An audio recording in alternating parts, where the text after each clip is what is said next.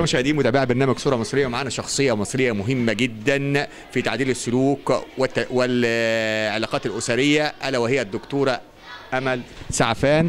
هي هتعرف حضراتكم دلوقتي السادة المشاهدين، تعرف نفسها. أهلا وسهلا بحضرتك يا دكتورة، عرف السادة المشاهدين منها. دكتورة أمل سعفان، استشاري الصحة النفسية والإرشاد الأسري وتعديل السلوك والعلاقات الزوجية. أهلا وسهلا بحضرتك النهارده. كلمينا النهارده عن سبب تواجدك النهارده في الندوة. والله هو أنا يعني أخدت على عاتقي من فترة كبيرة جدا إن أنا أحب إن أنا أوصل معلومات خاصة بالعلاقات الأسرية، العلاقات الزوجية، تعديل سلوكيات الأطفال والمراهقين والشباب، وده بسبب الحالات اللي بتجيلي فيها اضطرابات كتيرة جدا، وكنت أتمنى إن أنا أوصل للمجتمع يعني اللي أقدر أوصله فعلا يعني. وإحنا النهاردة كانت الندوة عن التنمر، وطبعا احنا عارفين التنمر، المشاكل الاسريه الكتيره اللي هي في مجتمعنا دي من اكبر اسبابها اللي هي التنمر، والاضطرابات اللي بتجيلنا في الحالات، بتجيلنا العياده اضطرابات حالات كتيره جدا جدا واسبابها التنمر. وطبعا حالات الانتحار اللي احنا بنشوفها الايام دي كتير، كان من اهم الاضطرابات اللي سببها هي التنمر. تنمر في الاسره، تنمر في المجتمع، تنمر ما بين الاصدقاء، واكيد الحالات اللي حضراتكم متابعينها في الاولاد او البنات او الشباب هتعرفوا ان اساسها هي التنمر. طب ممكن نعرف اسبابه يا دكتوره؟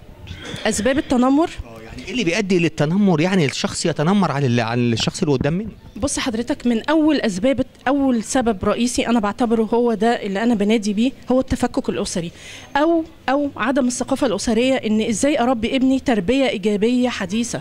يعني ايه تربيه ايجابيه حديثه؟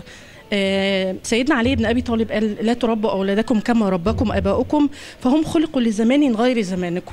يعني ايه الكلام ده؟ يعني احنا زمان اتربينا بطريقه ما ينفعش نربي بيها اولادنا دلوقتي، ما ينفعش ان انا اقارن ما بين ولادي، ما ينفعش ان يبقى في تفكك اسري في الاسره وانا افرز يعني طالب او ولد او بنت للمجتمع، وارجع اقول هو ماله عامل كده. يعني كل جيل وليه عاداته، نتعامل بيه على نفس العادات بتاعه الجيل بتاعه. بالظبط كده. بنادي للام وللاب، ارجوكم، يعني جهادنا الاعظم دلوقتي غير جهاد ايام الرسول عليه الصلاه والسلام. جهادنا في التثقيف، في الوعي، ان انا ما ينفعش اربي ابني زي ما انا اتربيت، ما ينفعش. عشان كده انا بفقد ابني، بفقده صداقتي، بيجري للمجتمع بره، والمجتمع بره دلوقتي بقى فيه مجالات كتيره جدا غلط، ايذاءات.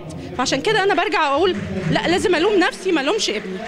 بالظبط كده. طب كلمه بقى حابه تقوليها للمتنمرين اللي بيتنمروا على الاخرين؟ عزيزي المتنمر، عزيزي المتنمر، لان انت عزيزي فعلا، لان انت اصبت بالتنمر، لان انت كنت نتيجه اضطراب من اللي حواليك. انا عارفه ان الاضطراب اللي عندك ده مش بسببك. انا عايزاك تعرف كويس قوي ازاي تصلح نفسك، وانت حقيقي احنا قادرين ان احنا نحتضنك ومش هنعاملك بقسوه، بس ارجوك قبل ما تخاف على الاخرين خاف على نفسك من التنمر. شكرا جدا. شكرا دكتوره على اللقاء ده، وان شاء الله باذن الله نتمنى لكم التوفيق والنجاحات في القادم ان شاء الله باذن الله. ميرسي جدا، شكرا، الف شكر. شكرا اعزائي المشاهدين متابعي برنامج صوره مصريه. ده كان لقائنا مع صوره مصريه، الدكتوره امل، ونماذج مشرفه من مجتمع المدني السكندري، وندوه بعنوان لا للتنمر، ولقائنا مع شخصيه اخرى وبرنامجكم صوره مصريه.